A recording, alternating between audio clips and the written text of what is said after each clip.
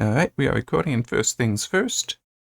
This is an image of Cephas-C and Cephas-B using IRAC and MIPS. Those are two different sensors, as I recall, from the Spitzer Space Telescope, and the link is in the description as usual. Alright, so this one is going to be a little ranty.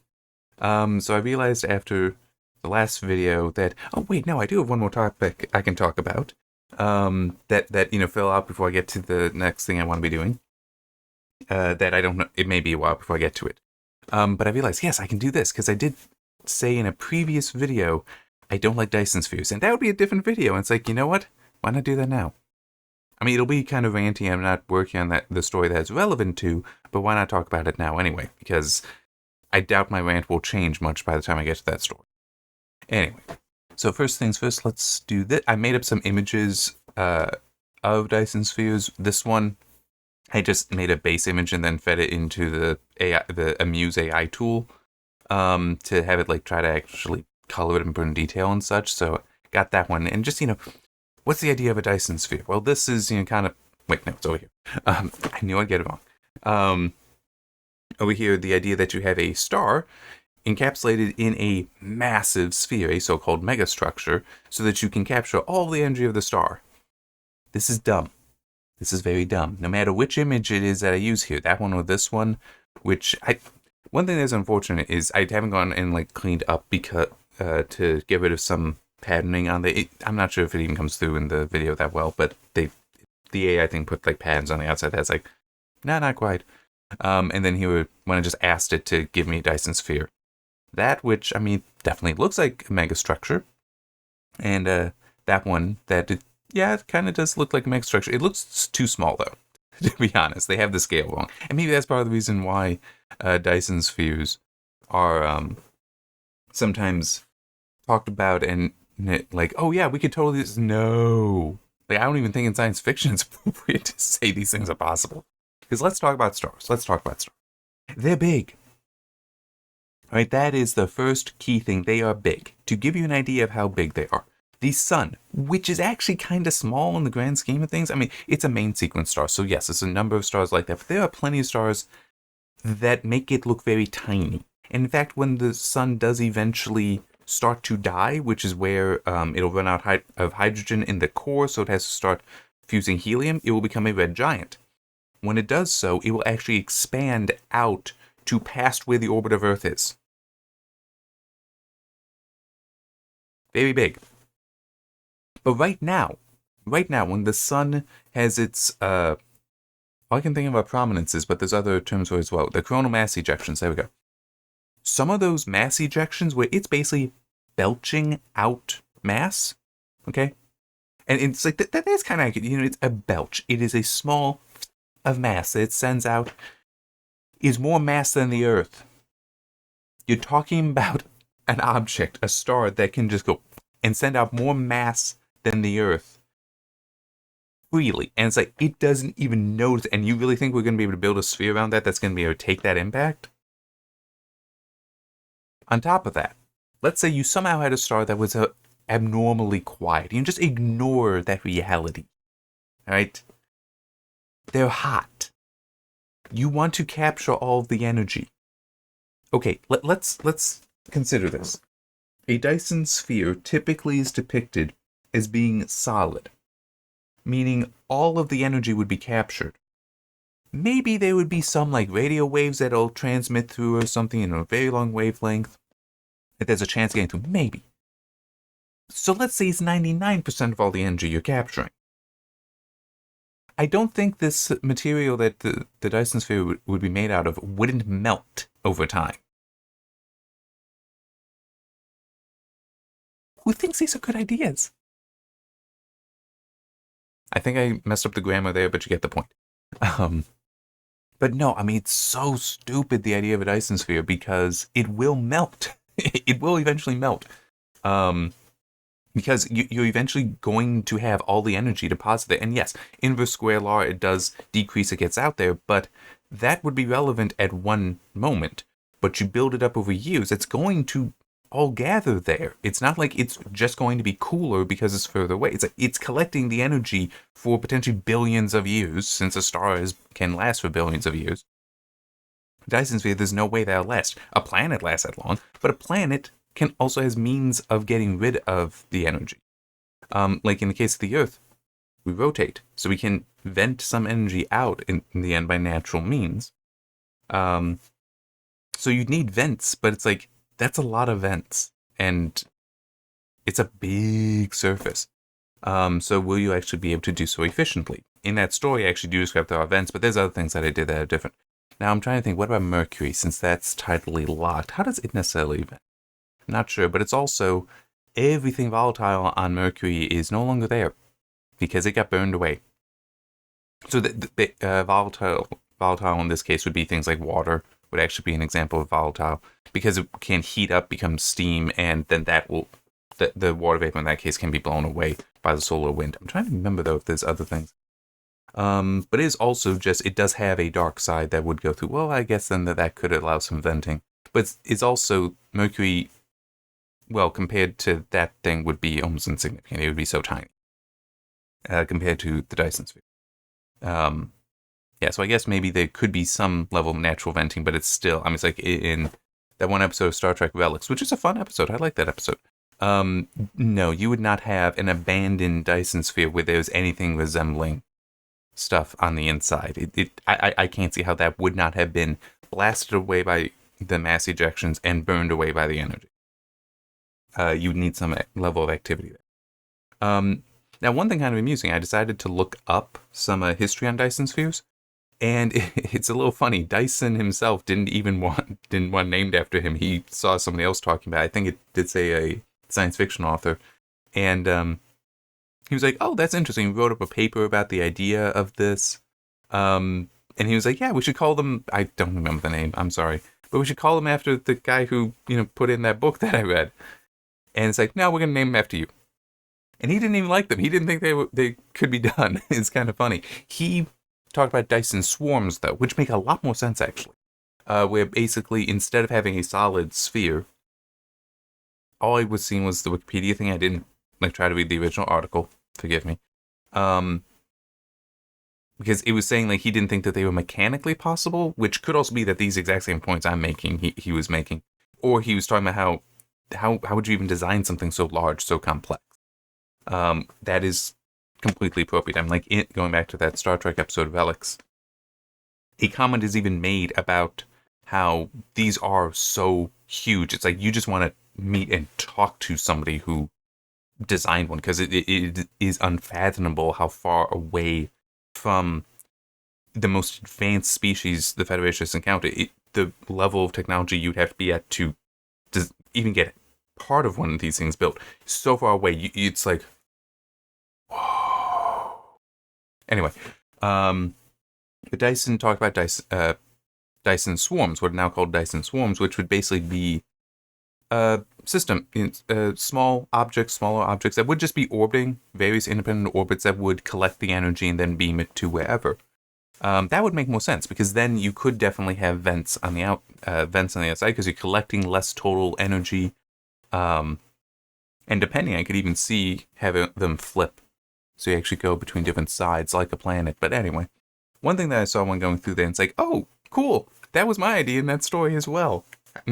It's fine not being unique in ideas, or the first with an idea, which was living stars, active stars like the sun. You'd never want to do this to because of the coronal mass ejection. Also, the level of energy output does change for the sun. You might not have known this. It has a 22-year cycle, as I recall, for activity levels. So that's why some years we will see higher numbers of some sunspots, higher number of magnetic storms on the sun, and then other seasons it's less. Other years it's less because it's going up and down. My brain just half turned off. My solution was to use a white dwarf, which, I mean, I've seen somebody else mention, it's like, well, yeah, they're kind of obvious as the solution here. So a white dwarf is I don't really want to call it dead, but it technically is, core of a star, like the sun. How I mentioned before, it will eventually, and there's one aspect of it that I don't quite understand, but anyway, the core will eventually shift to having to burn helium. Well, it's burning hydrogen right now. It will eventually run out of hydrogen, at which point the nuclear fusion that's keeping the mass of the sun from just crushing down, that fusion will stop, so it'll start being crushed down. This will increase the pressure and temperature enough to start burning helium, at which point it will now have a more powerful fusion reaction going on that will push out the star further. That's why it will grow. And this will happen a few more times, I want to say, because eventually it will get to carbon, and past that, it's a star like the sun won't be able to go past that. Not enough mass. Other stars, though, are heavier, and so they do that, and I think... I'm trying to remember if that goes straight to supernova then, but that's where you'd get up to iron, and past iron, you need even heavier stars or other events. That kind of relates to that nucleosynthesis video I did a while ago. But yeah, so you could have an iron core there. But anyway, for white dwarfs, they're basically really big, size of the Earth big, hunks of carbon that are glowing white hot. But as I said, they are kind of dead in that they're just releasing their heat over time. There is speculation that there might be some black dwarfs out there, which would be just the big hunks of carbon that have cooled off. We have not found any yet, so that's just speculation, but it is one of those, well, you'd think that they'll exist eventually. Maybe we don't find them because none have cooled off that far. Hard to say.